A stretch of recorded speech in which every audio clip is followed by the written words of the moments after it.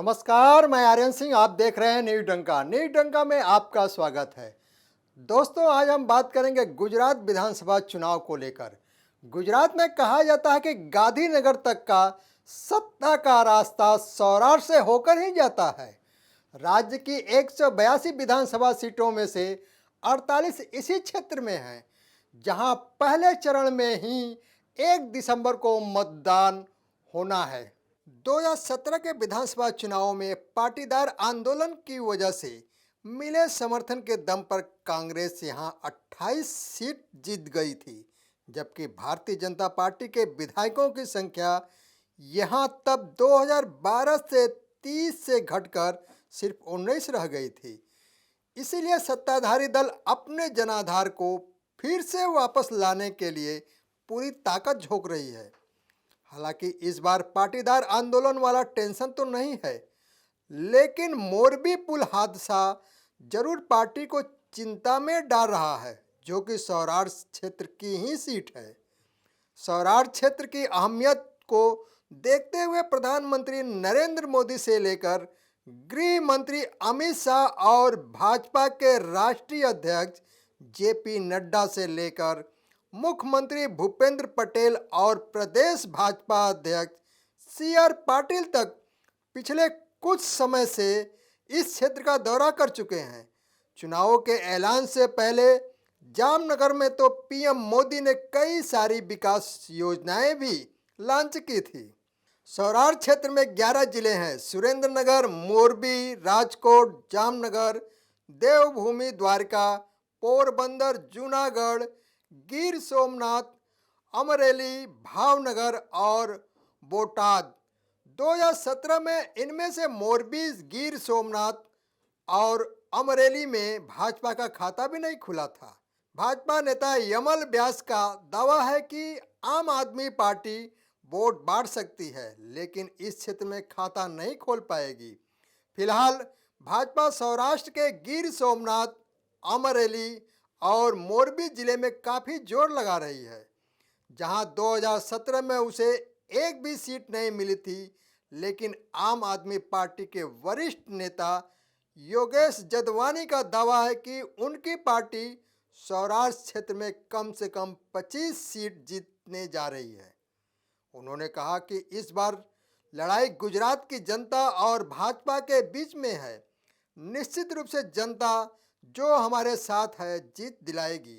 कांग्रेस एक अंक की सीट पर सिमट कर जाएगी, लेकिन भाजपा इस उम्मीद में है कि पाटीदार वोट की थोड़ी बहुत कमी किसी वजह से रह भी गई तो वह इसकी भरपाई ओबीसी वोट से कर लेगी।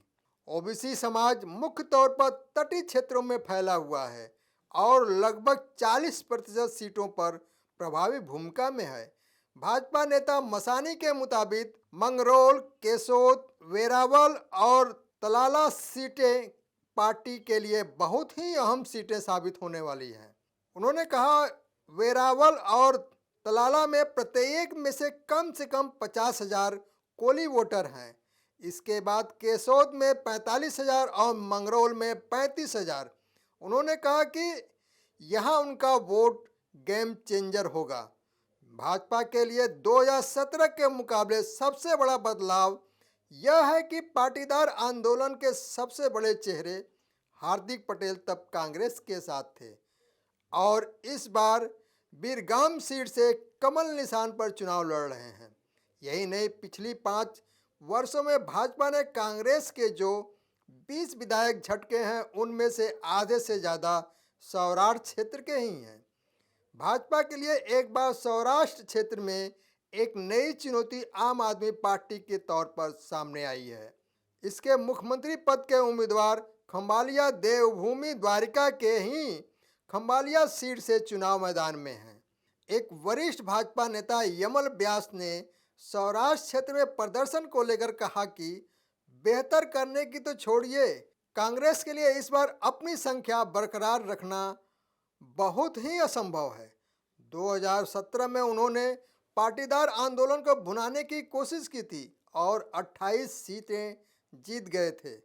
उनका भरोसा है कि 2017 के मुकाबले भाजपा ने अपनी स्थिति यहाँ काफ़ी बेहतर कर ली है और इस बार पाटीदारों के अलावा 100 से ज़्यादा ओबीसी समुदाय के लोग भाजपा को वोट देंगे।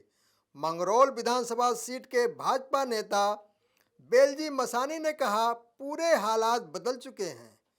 5 साल से कम अवधि में कई सारे विकास के कार्यों को पूरा किए गए हैं। जल समस्या इस क्षेत्र की सबसे बड़ी दिक्कत है, जिस पर ध्यान दिया गया।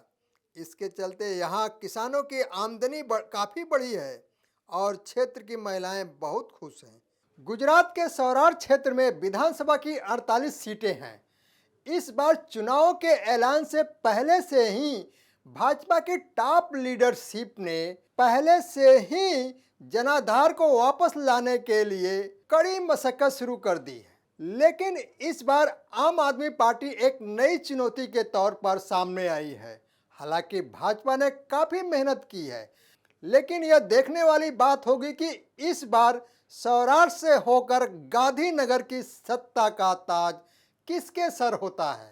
तो दोस्तों, यह वीडियो कैसा लगा, लाइक शेयर कमेंट और हमारे YouTube चैनल को सब्सक्राइब करें।